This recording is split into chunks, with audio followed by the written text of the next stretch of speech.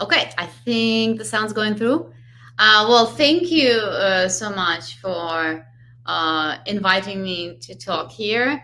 I really enjoyed Daniel's presentation. I think everyone now wants to work at his company. The way he described the culture and how they work is very exciting. My name is Ksenia Palke, and I am a director of AI at Airspace. I'll start by telling you a little bit about myself. I have a PhD in geophysics, still doing ML adjacent things in academia, and about 8 years or so back switching to data science, AI world, uh, working on different companies. And 3 years ago, I joined Airspace, which is a logistics company focused on time critical shipments. So anything that needs to go from point A to point B as fast as possible. You can think of organs for transplant, urgently needed medical devices, or electronics parts that are again urgently needed. So very urgent, high stakes shipments. And Airspace has been dominating the AI in there. So logistics is an archaic industry. So thousands of years, honestly, of moving things from point A to point B. So all the large companies are older and reluctant to change. And at Airspace, we come in and introducing the um, logistics world into the 21st century with AI tools. And I have built the team here and been leading that effort. In my spare time, I am a music theater enthusiast and a local arts patron. But I also thought that Sage asked me to give more of a higher level talk to um, mm, contrast the more technical talks. So I struggled a bit with what images do I use for my talk to keep it more engaging. And then it occurred to me, I'll just use DALI, which is not the latest. Since Chat GPT mentioned so many times here is the latest shiniest toy. Well, I will use DALI to ask to generate images for my presentation. And here is me. I think it's uncanny resemblance. I look just like that with a top hat.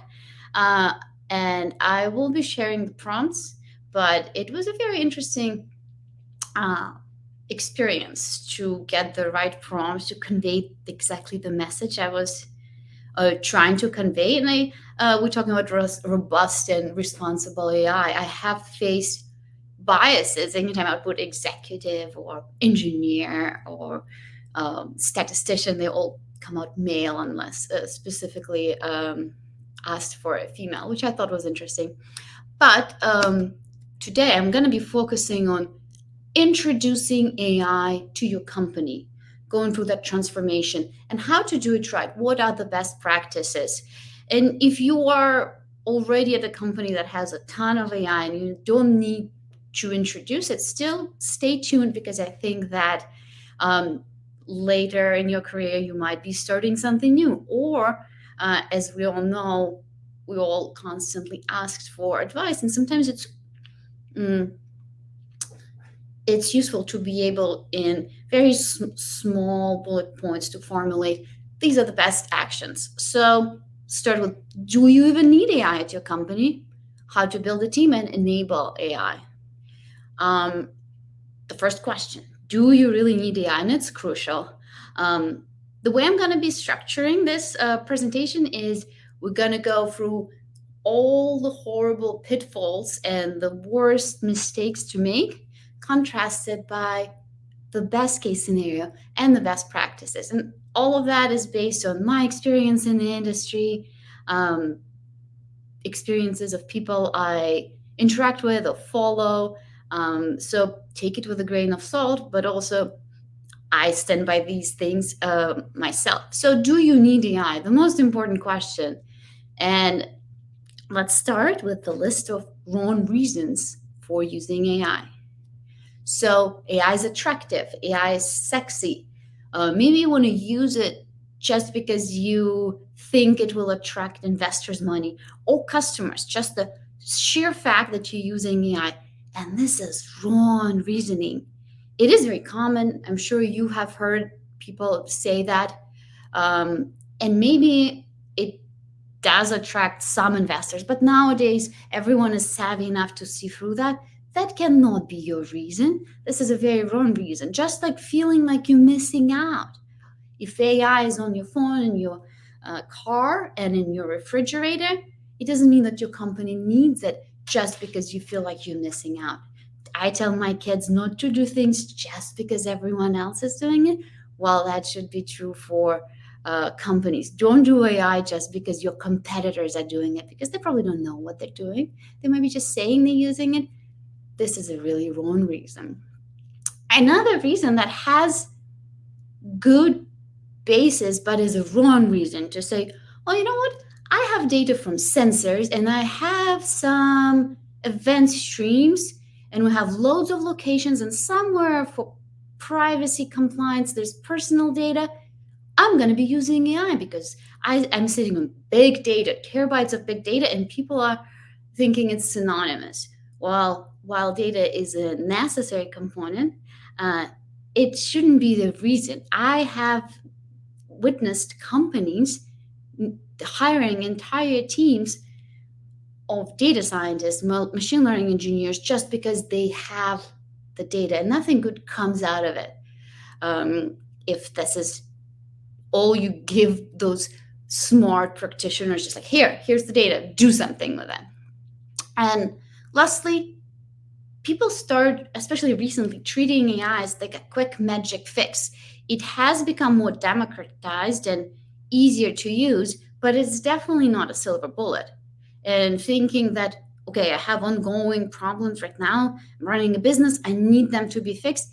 AI is not a good thing to jump to. It's probably one of the worst things to jump to and expect a quick fix. So I treat those four reasons for introducing AI as a red flag. So if someone is talking to me and say, yeah, I'm interviewing with this company and they're starting to use AI because they have so much data, I'll ask them, well, do they have a plan? Or maybe because someone says like, well, they're introducing AI just to be, in the 21st century and be with the cool kids. Not a good reason. But what are the good reasons? I have created a checklist. It's very short, and I think these are the necessary conditions to start using AI. Most importantly, you need to have a reason, a need. Maybe you need to engage your users more, so you have to build a recommendation system. At Airspace, it all started when, to get the fastest route to ship something from point A to point B, we needed to consider how long every possible scenario of every possible part of the shipment would take, very quickly and very accurately. And it was a perfect scenario for machine learning. We would predict all of that given our historic data, and we really needed that very specific need. Your needs could vary. It could be something with the text generation or text recognition, decision making, but it has to be specific and solvable with machine learning or AI. Data, of course, you have to have data. I don't want my previous point to suggest that you don't need data. You have to have clean data in large quantities and data that answers the questions that you're trying to solve with AI. It doesn't necessarily have to just already be there. You can start your AI process by starting collecting the right data, acquiring the right data, or maybe even transforming the data you have to make it cleaner and more usable. And you have to be prepared to invest time and money.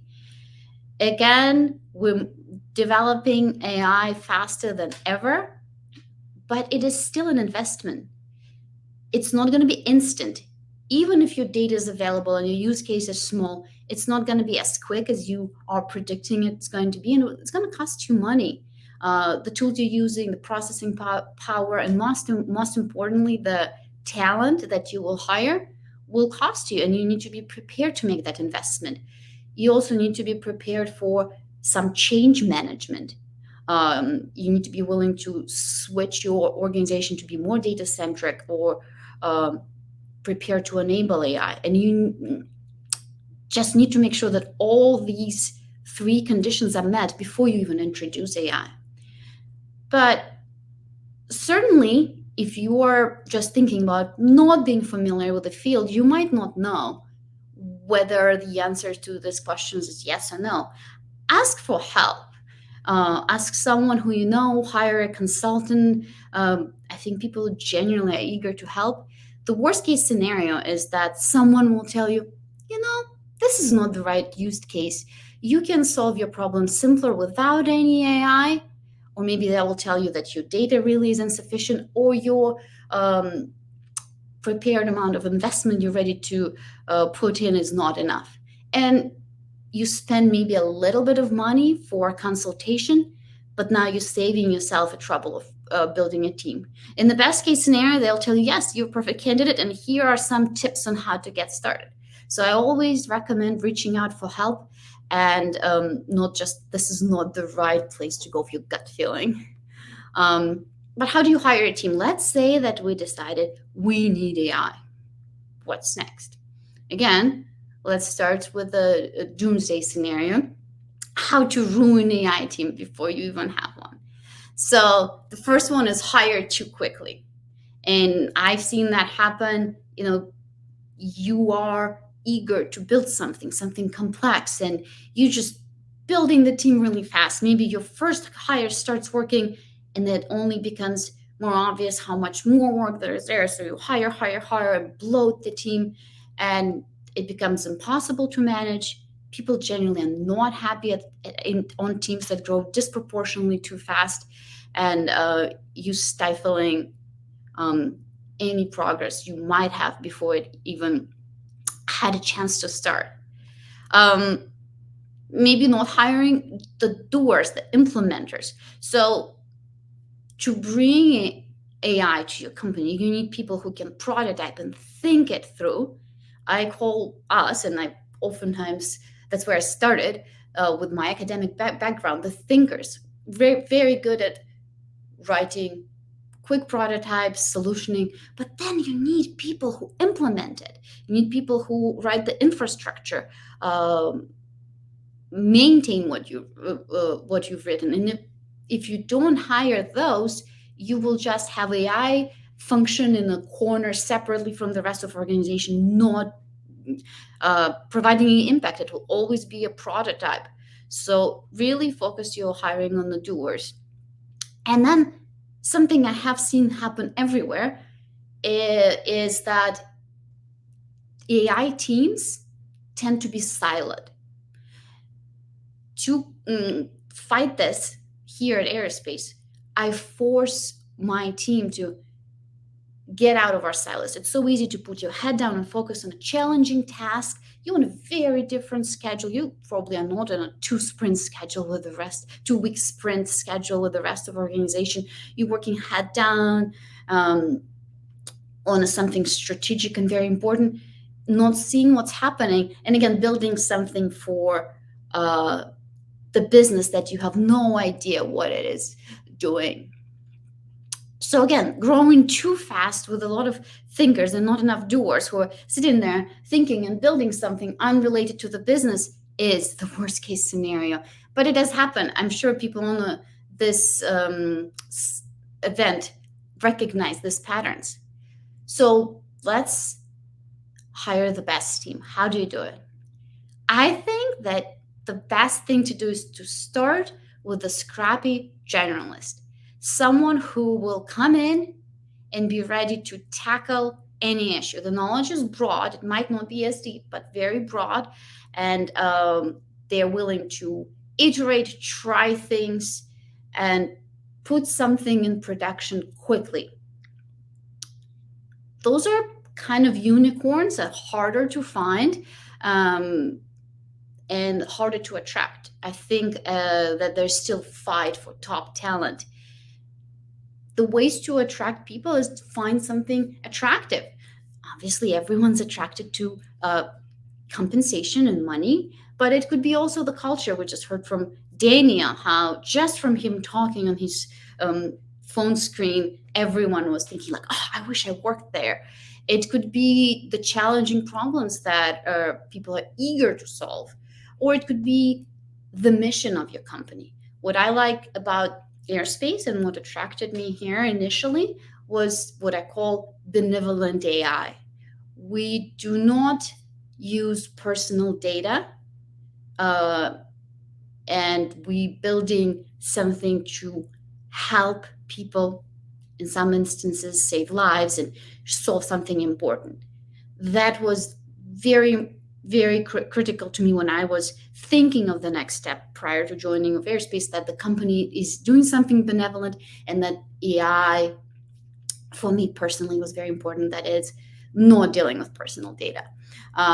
Again, find what's attractive about your company and then attract that super scrappy, super smart generalist who can arguably do everything. But then don't leave them hanging, and get them engineering support. Don't hire more data scientists or more scrappy generalists. You need ML engineers, infrastructure people, data engineers. Depending on your setup, you need that engineering support. And that's another mistake I have seen happen over and over. And I have been that data scientist who feels powerless because I'm not empowered by a data engineer in my past. So data engineers are your best friends. Again, here I had to use cats since it was very hard to create a diverse image, since I was just getting male, very similar looking data engineers. And it's a side note on DALI and maybe the bias in image generation. But I like cats and they're cute. Okay, and then another important thing, in that build on existing tools. Maybe using a Python library and realize it's not the perfect fit. Well, don't build your own.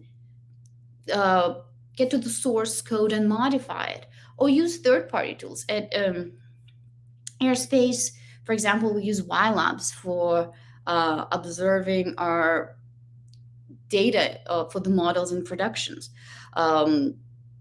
Early on, third-party tools are your friends. Don't build anything that's not critical to your AI mission. They becoming commodity. Just feel free to use them as much as possible. You're not marrying them. You can always stop using them and switch to a different tool, especially early on. Early on is the time to build on top what already exists and focus on what matters. And keep your team in the loop. I have sessions for my team where we go and we observe the operations. It's my job as an AI leader at the team to keep my team informed about everything that's happening. That means that I have to stay on high alert about things that are happening on the product team, on the sales team, so they know what's happening. So when they're making that small decision about the model, they're keeping in mind what's happening with the business and not just making it from an intellectual curiosity perspective or academic perspective. Keeping the team in the loop is what would make your models the most impactful. And it's a hard job. And kind of not everyone even in this field wants to stay in the loop. Some people just want to hyper focus on their problems they're solving. But I think creating that culture where everyone is informed is very important. So just shared you with the best tactics on building a team, in my opinion. And now what about enabling AI? Once you decided, committed, you have a team, enabling the team and enabling AI at the company. Okay, again, the doomsday scenario. I think big mistake that everyone's doing is to jump into complex solutions. It's very easy and it's almost natural because you have the concept of something very complex that will solve all your problems. You want to use something very fancy, very cutting edge, the newest tool that might be a bit more complex than what you should start with. Another giant mistake is to function without executive support. That means that you mistake the fact that they hired a team and allowing you to do AI by just the virtue of paying your salary and saying, okay, now we have the AI team or a few AI people, you mistake that as buy-in and support. Well, that's just permission, and you need to fight for that support. You need to have it, because without that, nothing's gonna happen. You will just, again, be creating something that will never affect the company positively and almost function in parallel. You have to have executive support. Not quantifying your impact, not telling others what you're bringing to the table. This is kind of the other side of the not knowing what's happening with the business, but it's also not telling the business what you are building. What are the expectations? What are your models supposed to solve, and where they're not contributing? It's very, very important to quantify your impact and tell others what you're doing and what to expect. Otherwise, you're just in the dark like this clueless panda. So you really could be stifling your team with working on a complex project with no real buy-in from the executive without even quantifying its impact. And it happens. It happens a lot, and I witnessed that. So how to enable AI? First of all, start small. The best thing you can do is think of the simplest supervised learning, simple algorithm, machine learning problem that you can start. Typically, that will be something immediately impactful to the business. It's small, so it's easy to deploy. Maybe you're not very happy with it, but an okay model that helps the business is better than a perfect model never. I take okay now than a perfect never. And that's how you build that momentum. That small project will sprout and grow into this beautiful system of models and AI of your team. And it's very amazing to watch. I witnessed it here at Airspace, where we started small and then just expanded, but also get that buy-in. I think that small initial project is what will give you the initial buy-in. This is a Maslow's pyramid of needs.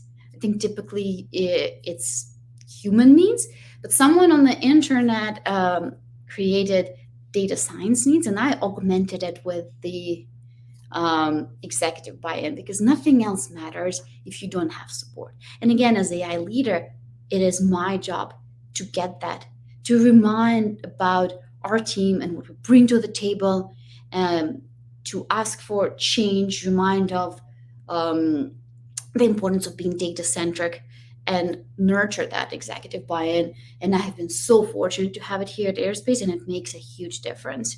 But also set expectations. You need to educate everyone, from your executives to your teammates and people on other teams. It will be on different level depending on who you talk to, but it's very important. You will tell them how the models work. When is it's not the right time to use the model. You will create that data-centric culture, and sometimes it means you are broken record, because everyone's busy and everyone's focused on what they're doing. So they might hear you, but they don't really feel it. So you just have to repeat yourself and create connections with everyone in the company to set the expectations and teach them in a positive way about how can the company make our AI the best possible, so then AI helps the company. And the most important thing when you want AI to help the company is to know what to optimize for.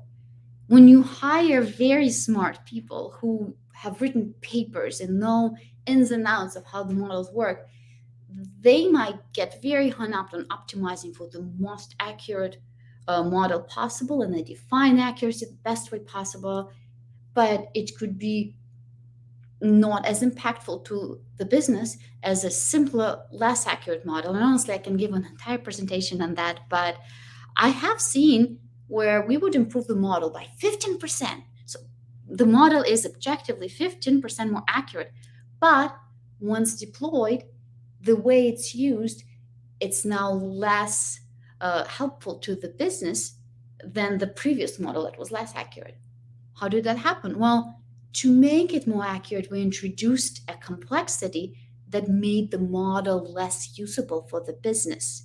And that's important to keep in mind. So always optimize for the impact on your company, whether long term or short term, and not for some metric in a silo that is academic and theoretic. And it takes practice to remember and do that.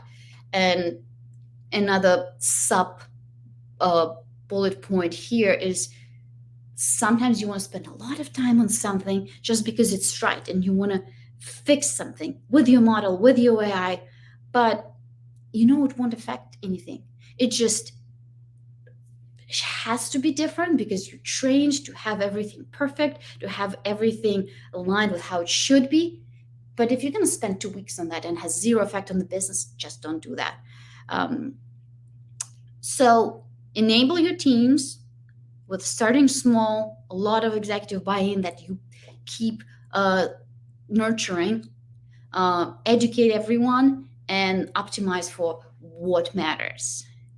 When I try to summarize everything I just talked about in 3 sentences, it came down to be intentional, start small, and optimize impact. And now it doesn't sound like an AI advice. It just almost sounds like life advice. But I think that's probably just common sense. Use common sense, start small, and optimize for what matters. And with that, I can take questions if there's time, but also email me questions at ai@airspace.com, or you can send them on my LinkedIn. Hi, Ksenia. Thank you for this incredible talk. I'm such a huge fan of your approach with creating the presentation using Tally images. I think you're setting up a new trend. I absolutely loved it. It was fun, but also surprisingly time-consuming. I was going to ask, would you continue using this approach or fall back to this? Yes, when it matters. Thank you again. Love the presentation. We have a handful of questions from the audience. The first one is about ROI. How do you match the value in the business case with the ROI of an AI solution? That's a question from Sean. Thank you, Sean. I think that's $1 million or maybe even $1 billion question because it's notoriously hard. It's hard because sometimes it's not straightforward to separate the signal from ML effect and other things that are happening simultaneously. It's hard because you might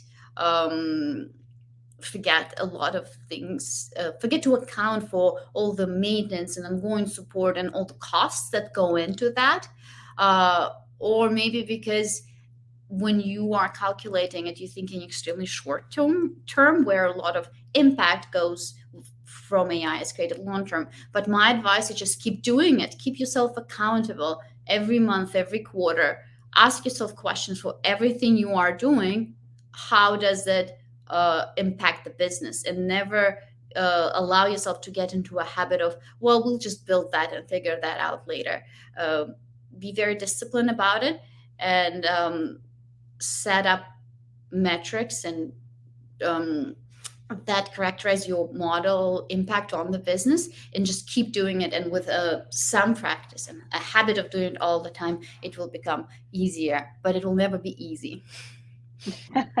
I love it. It's a very practical advice, and I think overall, kind of your message is very practical. One last question that just popped up from Leonardo, that's a good follow-up, is there any template for AI impact assessment that you know of or have used? That's a very good question because I don't have, but if anyone knows of one, please email it ai@airspace.com because I'd love to use one. I think it's a bit tricky because AI is such a big umbrella term. So you might throw in simple supervised learning classifications there, and then computer vision. So I think maybe once you start slicing it into subfields, it becomes easier. But I think that's a bit generic of an ask. But if you find one, please send it my way. I'd love to see that. And my way as well. And please share it on Slack for everybody who's listening to this. Thank you so much, Ksenia. I really loved your talk. I really appreciate your time and thanks for joining and sharing your knowledge with us.